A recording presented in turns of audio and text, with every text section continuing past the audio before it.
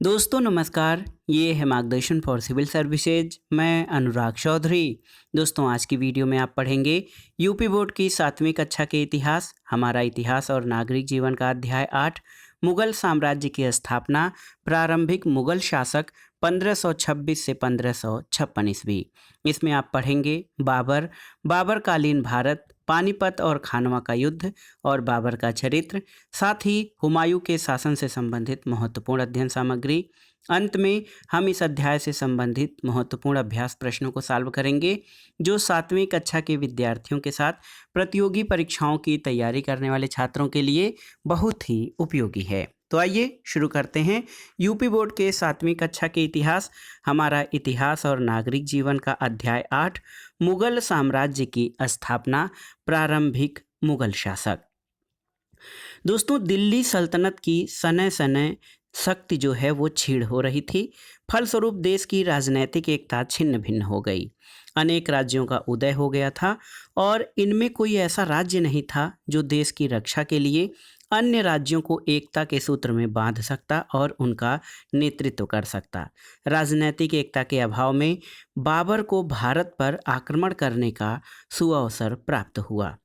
बाबर दोस्तों इसका भारत में शासनकाल 1526 से 1530 ईस्वी रहा।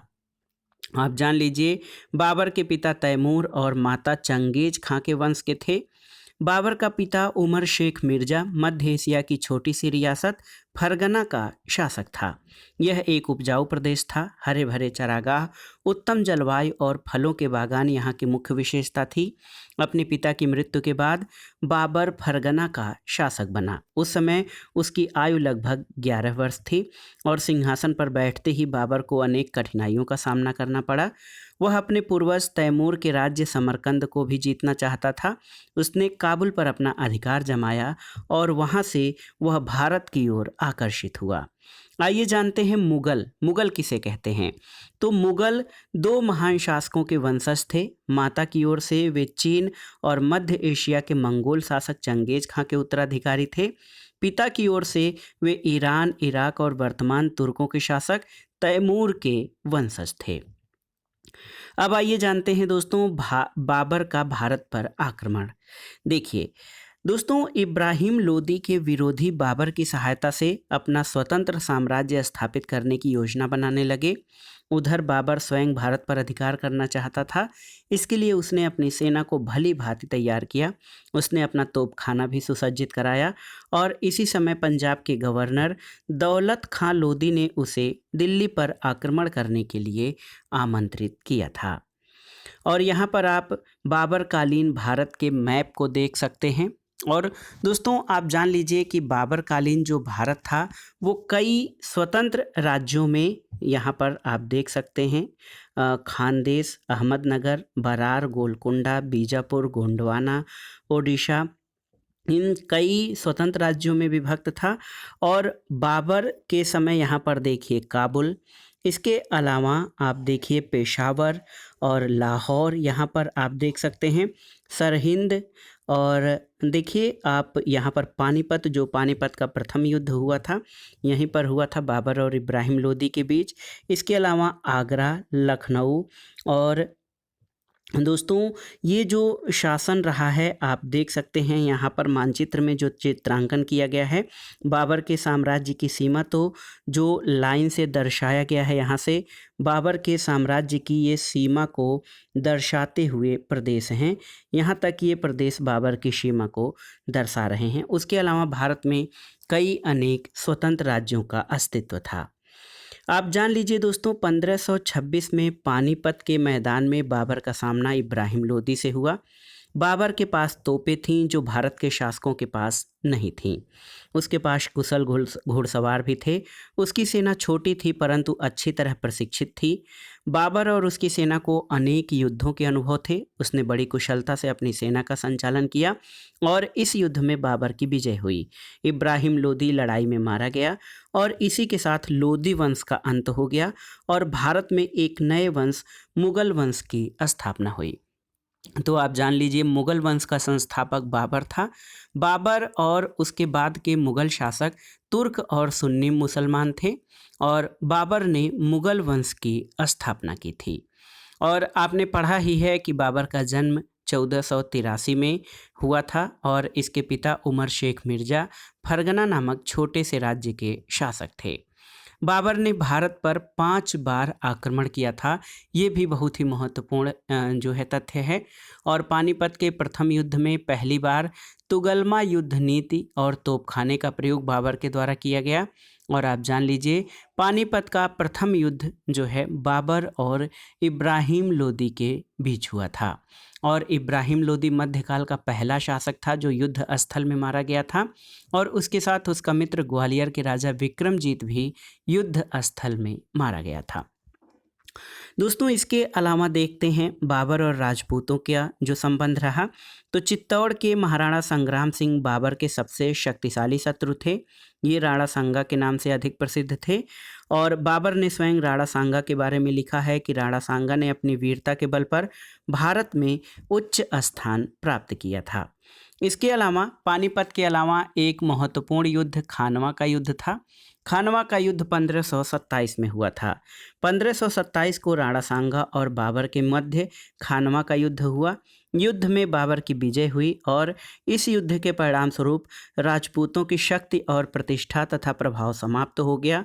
मुगल वंश की नींव सुदृढ़ हो गई और राजपूतों का दिल्ली पर अधिकार करने का सपना अधूरा रह गया।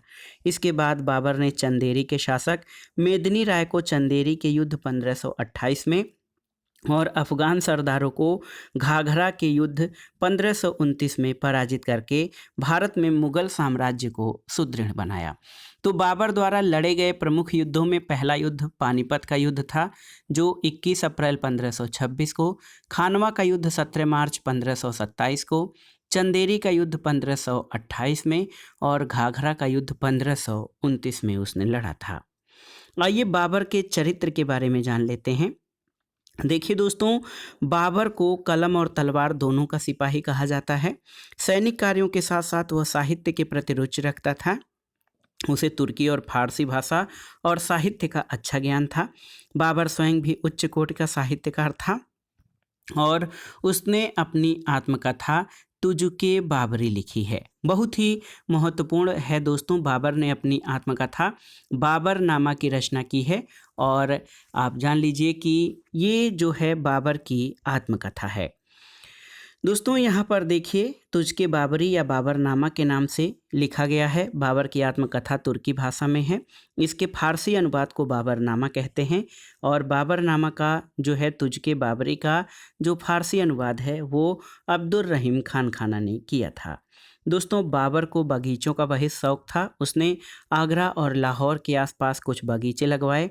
26 दिसंबर 1530 को बाबर की मृत्यु हो गई।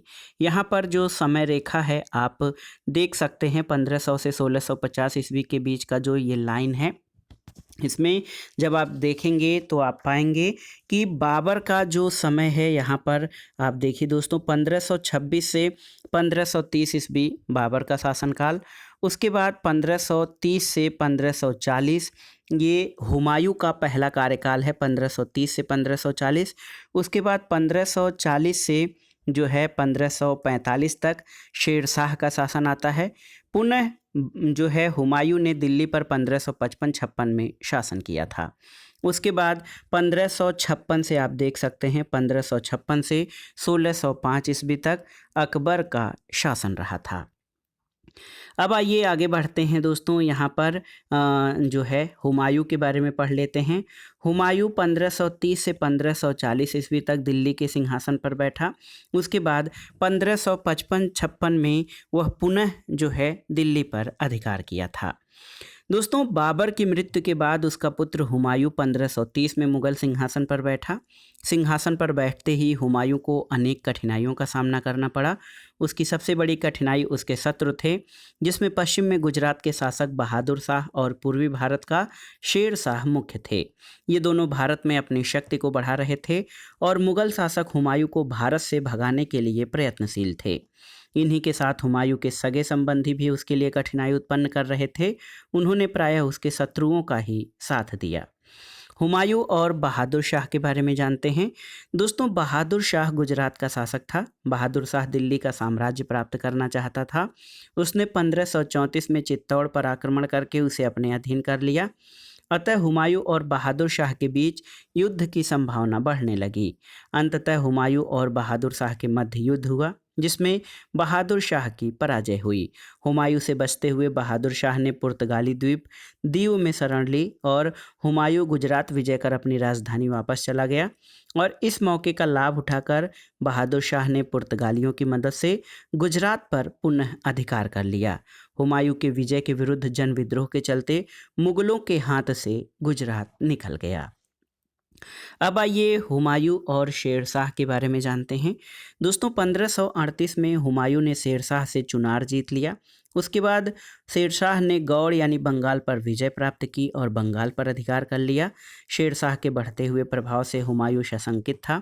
हुमायूं मुंगेर के पास गंगा को पार करके शेरशाह की ओर बढ़ा, लेकिन 1539 में चौसा नामक स्थान पर हुमायूं और शेरशाह के मध्य भीषण युद्ध हुआ। युद्ध में परास्त हुमायूं ने किसी तरह अपनी जान बचाई। अपनी पराजय का बदला लेने के लिए हुमायूं ने अपनी सेना के साथ कन्नौज नामक स्थान पर शेरशाह से मुकाबला किया। इस युद्ध में हुमायूं की पराजय हुई और शेरशाह ने आगरा और दिल्ली पर अपना अधिकार कर लिया और वह शेरशाह सूरी के नाम से भारत का शासक बनाया। हुमायूं सिंध होते हुए फारस चला गया। और आप जानते हैं, शेरशाह अफगान शासक था। उसका प्रारंभिक नाम फरीद था। हुमायूं की वापसी के बारे में जानते हैं। ये 1555 में हुई हुमायूं की वापसी। शेरशाह द्वारा स्थापित साम्राज्य शेरशाह की मृत्यु के बाद दिन प्रतिदिन कमज़ोर होता गया। हुमायूं ने दिल्ली को पुनः प्राप्त करने के लिए प्रयास शुरू कर दिए और फारस के शासक की मदद से हुमायूं ने कंधार, पंजाब, आगरा और दिल्ली पर कब्जा किया। हुमायूं ने दिल्ली में एक मदरसा और ग्वालियर में तरासे हुए पत्थरों का किला बनवाया। 1556 में जब वह शेर ए मंडल पुस्तकालय की सीढ़ियों से उतर रहा था, तभी लड़खड़ा कर गिर गया और उसकी मृत्यु हो गई थी। तो ये बहुत ही महत्वपूर्ण है। हुमायूं के बारे में दोस्तों एक इतिहासकार है लेन पूल, उसने कहा है कि हुमायूं गिरते पड़ते इस जीवन से मुक्त हो गया, ठीक उसी तरह जिस तरह तमाम जिंदगी वह गिरते पड़ते चलता रहा था। दोस्तों, आप जान लीजिए कि भारत में मुगल वंश की नींव बाबर ने डाली थी, जिसके आधार पर मुगलों ने भारत में लगभग 200 वर्षों तक शासन किया था। तुझके बाबरी के बारे में आइए जान लेते हैं। तो दोस्तों, जो तुझके बाबरी है ये जो है बाबर की आत्मकथा है। बाबर तलवार के साथ कलम में भी धनी था। हिंदुस्तान एक विचित्र देश है और हमारे इलाकों को देखते हुए एक नई दुनिया है। इसके पहाड़, दरिया, जंगल और रेगिस्तान, इसके कस्बे, इसके खेत, इसके जानवर और पौधे, इसके लोग और भाषाएं, इसकी वर्षा और हवाएं सब भिन्न हैं। यहाँ की खुशगवार बात यह है कि यह एक बड़ा देश है और यहाँ सोने चांदी का ढेर है। ये बाबर ने अपनी आत्मकथा में भारत के बारे में वर्णन किया है। अध्याय की समाप्ति के बाद आइए इससे संबंधित अभ्यास प्रश्नों को सॉल्व कर लेते हैं, जो 7वीं कक्षा के विद्यार्थियों के लिए बहुत ही उपयोगी हैं। पहला प्रश्न है दोस्तों, बाबर के चरित्र की कोई 4 विशेषताएं लिखिए। तो आप जान लीजिए, बाबर एक कुशल प्रशासक और महत्वाकांक्षी शासक था। उसने छोटी सी रियासत से बढ़कर अनेक लड़ाइयाँ जीतकर भारत में मुगल साम्राज्य की नींव डाली। बाबर बहुत साहसी और वीर लड़ाकू सिपाही था। कठिन परिस्थितियों में वह घबराता नहीं था। बाबर एक अच्छा साहित्यकार था। उसने तुर्की भाषा में अपनी आत्मकथा तुझके बाबरी लिखी और बाबर को बागीचों का बहुत शौक था। उसने आगरा और लाहौर में बागीचे लगवाए थे। अगला प्रश्न है, भारत के इतिहास में 1526 में हुए पानीपत के युद्ध का महत्व बताइए। तो 1526 में पानीपत के युद्ध के बाद भारत में बाबर ने महान मुगल साम्राज्य की नींव डाली। आने वाले वर्षों में उसके वंशजों ने इस साम्राज्य का विस्तार किया। हिंदू और मुस्लिम अपनी अलग अलग संस्कृतियों के बावजूद एक साथ मिलकर रहने लगे। अगला प्रश्न है, पानीपत के युद्ध में बाबर की विजय के कारण क्या थे। तो उसके पास बारूदी तोपें थीं जो अन्य शासकों के पास नहीं थे। कुशल घुड़सवार थे, उसकी सेना प्रशिक्षित थी, उसके पास कई युद्धों के अनुभव थे और वह एक कुशल युद्ध संचालक था। इसलिए पानीपत के युद्ध में बाबर की विजय हुई। खानवा युद्ध का क्या परिणाम हुआ, तो 1527 में राणा सांगा और बाबर के बीच खानवा का युद्ध हुआ। इस युद्ध में बाबर की विजय हुई। इससे क्या हुआ, राजपूतों की शक्ति और प्रतिष्ठा का प्रभाव समाप्त हो गया। मुगल वंश की नींव सुदृढ़ हो गई और राजपूतों का दिल्ली पर अधिकार करने का सपना अधूरा रह गया। अगला प्रश्न है, हुमायूं तथा शेरशाह के मध्य हुए युद्धों का वर्णन कीजिए। बहुत ही महत्वपूर्ण प्रश्न है। तो हुमायूं और शेरशाह के बीच जो 1538 में हुमायूं ने शेरशाह से चुनार जीता। इसके बाद शेरशाह ने गौड़ यानी बंगाल पर विजय प्राप्त की। चौसा का युद्ध, हुमायूं मुंगेर के पास गंगा को पार करके शेरशाह की ओर बढ़ा। 1539 में चौसा के स्थान पर दोनों की सेनाओं में भीषण युद्ध हुआ। हुमायूं ने परास्त होकर मुश्किल से अपनी जान बचाई। उसके बाद कन्नौज का युद्ध 1540 में शेरशाह ने आगरा पर चढ़ाई की। हुमायूं अपनी सेना के साथ कन्नौज नामक स्थान पर शेरशाह का मुकाबला किया। हुमायूं के परास्त हो जाने पर शेरशाह ने आगरा और दिल्ली पर अपना अधिकार कर लिया। वह शेरशाह सूरी के नाम से भारत का शासक बना और हुमायूं सिंध होते हुए फारस चला गया था। और अगला प्रश्न है, हुमायूं ने पुनः अपने साम्राज्य को किस प्रकार प्राप्त किया। तो शेरशाह की मृत्यु के बाद उसका साम्राज्य दिन प्रतिदिन कमज़ोर होता गया। हुमायूं ने अपने साम्राज्य को पुनः प्राप्त करने के प्रयास तेज किए। उसने फारस के शासक की मदद से कंधार, पंजाब, आगरा और दिल्ली पर अपना अधिकार कर लिया।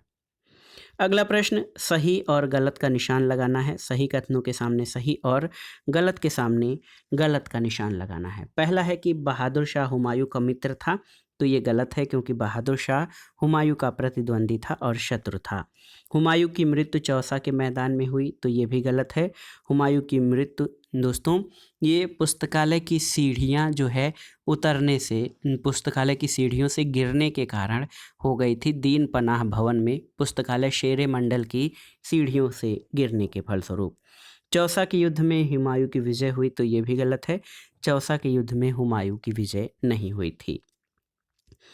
अगला प्रश्न दोस्तों देखिए, यहाँ पर आपको स्तंभ क और ख में दिए गए तथ्यों का सुमेलन करना है। यहाँ पर देखिए, हुमायूं की मृत्यु कब हुई थी, तो हुमायूं की मृत्यु जो है ये कब हुई थी, आप जान लीजिए कि 1556 में, 1 जनवरी 1556 को दीन पनाह भवन की स्थित जो है दोस्तों, यहाँ पर देखिए 1556 में हुमायूं की मृत्यु हुई। चौसा का युद्ध कब हुआ था, तो 1539 में हुआ था। गुजरात का शासक बहादुर शाह था और कन्नौज का युद्ध हुमायूं और शेरशाह के बीच हुआ था। अगला है, खाली स्थान भरना है दोस्तों आपको, बहुत ही महत्वपूर्ण प्रश्न है ये भी।